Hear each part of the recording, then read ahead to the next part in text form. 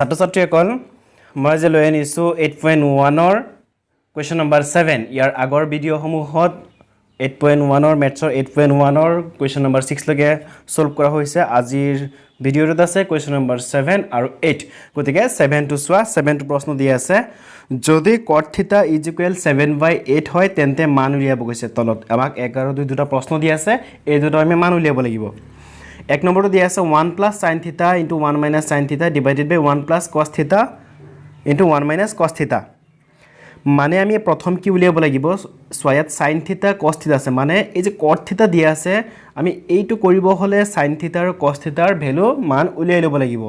দুই number cot square θ মানে cot square cotৰ মান দিয়া আছে এটো হৈ যাব স্কয়াৰ কৰি দিলে এটো ওলাই যাব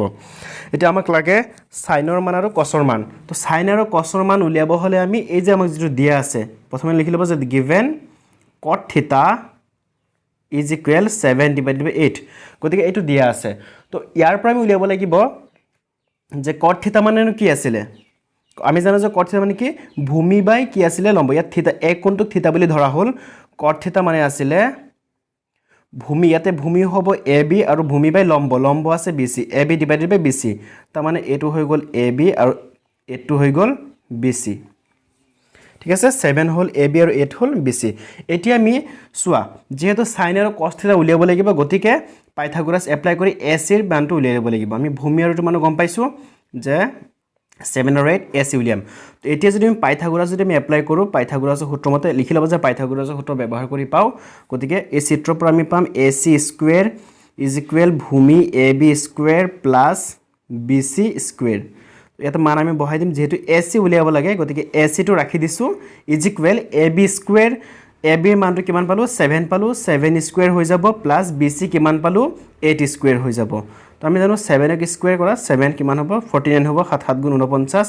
আৰু 8 কৰিলে কিমান হ'ব 64 হ'ব 64 AC স্কয়াৰ = কিমান পালো 49 + 64 তো দুটা আমি প্লাস কৰি দিম 4 9 কিমান হ'ব 13 3 1 আৰু ইয়াত থাকিব 6 4 10 10 1 11 মানে 113 ঠিক আছে AC স্কয়াৰ = কিমান পাইছো 113 113 এটা যেটো AC উলিয়াব লাগে AC উলিয়াবৰ কাৰণে আমি ৰুট ওভাৰ ব্যৱহাৰ কৰিম তেতিয়া AC স্কয়াৰ এফালে ৰুট ওভাৰ আহিব আৰু এফালে ৰুট ওভাৰ আহিব এটা 113 আমি জানো যে 113 113 ৰ বৰ্গমূল যেহেতু নাই গতিকে এফালে তো স্কয়াৰ ৰুট ক্যান্সেল মানে AC ওলাই যাব এফালে কি হ'ব ৰুট ওভাৰ 113 থাকি যাব AC মানটো ৰুট 113 পালো এটা AC পালো এতিয়া আমাক কৈছে যে sin θ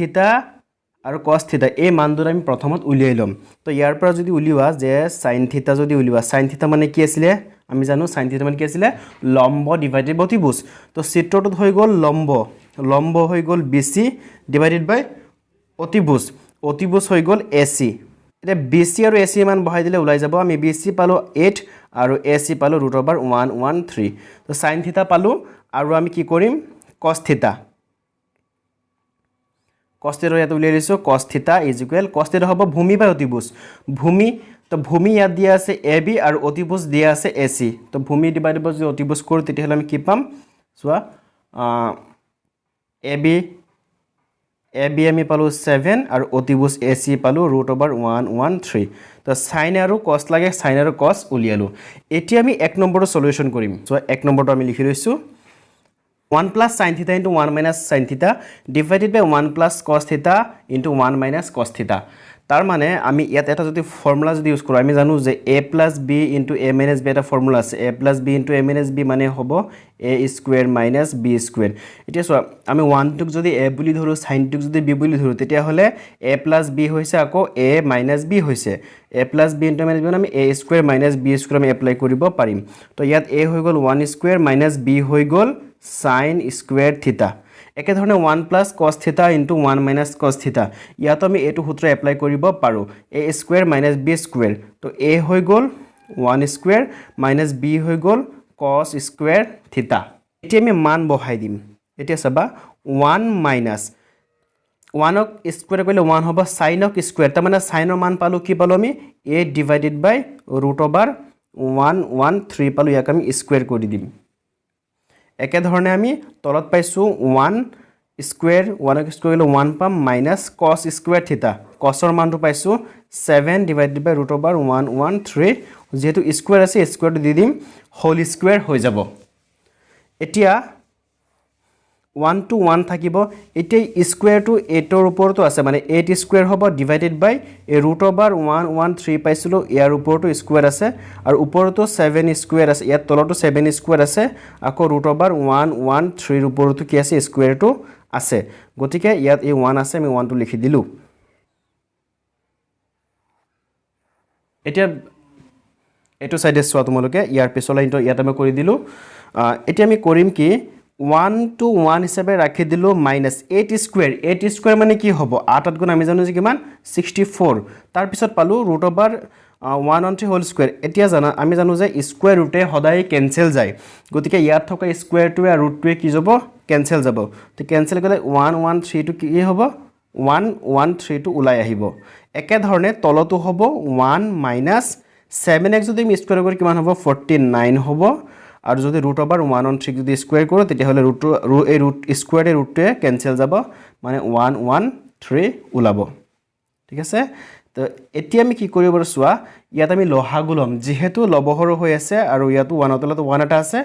আৰু মাজত মাইনাস আছে আমি কি লম লহাগু লম তো লহাগু হ'ব 113 হ'ব 113 হ'ব লহাগুটো তাৰ পিছত ইয়াৰ তলত যেটো 1 আছে একে 113 বাৰ যায় 113 ৰ লগত 1 টো পূৰণ কৰিলে কিমান হ'ব 113 হ'ব মাইনাস 113 মিলিছে মানে এবাৰ যাব যেতিয়া মিলিব তেতিয়া ওপৰত যেটো আছে 64 হেতু পাতি দিলে হৈ যাব একে ধৰণে তলতো আমি 113 টো কিলম লহাগু লম ইয়াতো যেহেতু 1 আছে তলত গতিকে 113 ৰ লগত 1 টো পূৰণ হ'ব 113 মাইনাস 113 মিলিছে গতিকে ওপৰত 49 আছে 49 টো বহাই দিম হল তেতিয়া হলে সোৱা কি হ'ব ওপৰত 130 ৰ পৰা যেতিয়া 61 মাইনাস কৰিম তেতিয়া পাম 49 আৰু 113 ৰ পৰা যেতিয়া 49 মাইনাস কৰিম তেতিয়া আমি পাম কিমান 64 ডিভাইডেড বাই 113 গতিকে এতিয়া সোৱা ওপৰটো আছে কি মানে ইয়াতো এই হৰত মানে তলৰটো আছে 113 আকৌ তলৰটো তলত ইয়াত আছে হৰটো আছে 113 গতিকে এই 113 কি হ'ব কেনসেল যাব আমি জানো যে কেনসেল যায় তেতিয়া হলে ওপৰত থাকি যাব 49 আৰু তলত থাকিব 64 মানে ইয়াৰ আনসাৰটো হ'ব 49 ডিভাইডেড বাই 64 একে ধৰণে 2 নম্বৰ যেটো কৰো 2 নম্বৰটো আছে cot স্কয়াৰ থিটা ইয়াতে কৰি দিছো cot স্কয়াৰ থিটা ইকুৱেল মানে কটৰ মানটো বহাই দিম কটৰ মানটো যেটো প্ৰশ্ন দিয়া আছে 7 ডিভাইডেড বাই 8 গতিকে 7 বাই 8 লিখিলো এক হোল স্কয়াৰ কৰি দিম তেতিয়া কি হ'ব 7x যদি স্কয়াৰ কৰা হ'ব 49 আমি 49 পাতিলো আকৌ 8x যদি স্কয়াৰ কৰা তেতিয়া হলে হ'ব 64 তো cot স্কয়াৰ থিটাৰ মানটো হ'ব 49 ডিভাইডেড বাই 64 ছাত্ৰ-ছাত্ৰীসকল আজি কোৱেশ্চন নম্বৰ 70 সমাধান কৰিলো যেহেতু ভিডিওটো অলপ দীঘল হৈ গৈ আছে গতিকে আজিলৈ ইমানতে সামৰিছো ইয়াৰ পৰৱৰ্তী ভিডিওত ইয়াৰ পিছৰ প্ৰশ্নখিনি লৈ মই আকৌ আহিম তেতিয়ালৈকে তোমালোকে চেনেলটো সাবস্ক্ৰাইব কৰি আমাৰ লগতে থাকিবা আজিলৈ ইমানতে এৰিছো বাই